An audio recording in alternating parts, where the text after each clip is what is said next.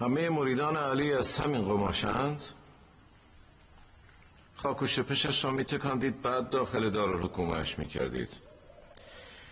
چند وقت از تنت به آب نخورده خرما فروش، شما قصه میکنی؟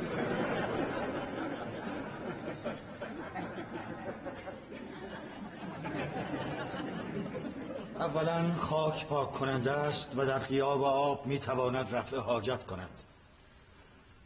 ثانیاً شپش در این دنیا خونم را بمکد به از آن است که تن فربهم در گور گرفتار مار و عقرب شود.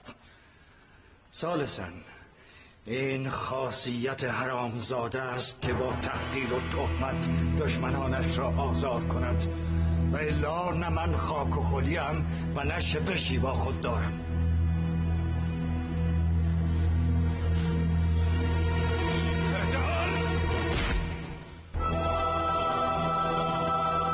قربان سرتان امیر، این پیرمرد آفتاب لب بام است.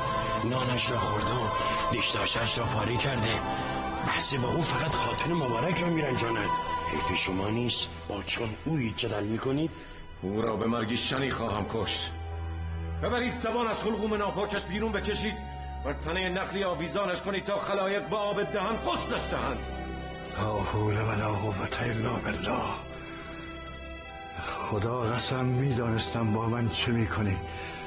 کم و کیف مرگم را پیشتر از زبان مولایم علی شنیده بودم. علی؟ تو از علی چه شنیده ای مردک؟ قصه چطور مردنم را.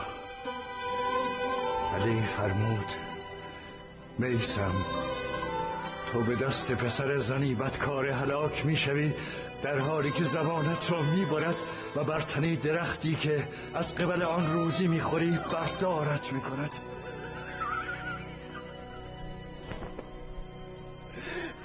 علی کذاب است، کذاب. اکنون که او را به تو نشان خواهم داد مردک. تو را طوری میکشم که شبیه بیشگوگلی نباشد. بنا رئیس، امین، او را به سیاهچال تاریک و نمور بینداز تا حشرات گوشت تنش را بچرند.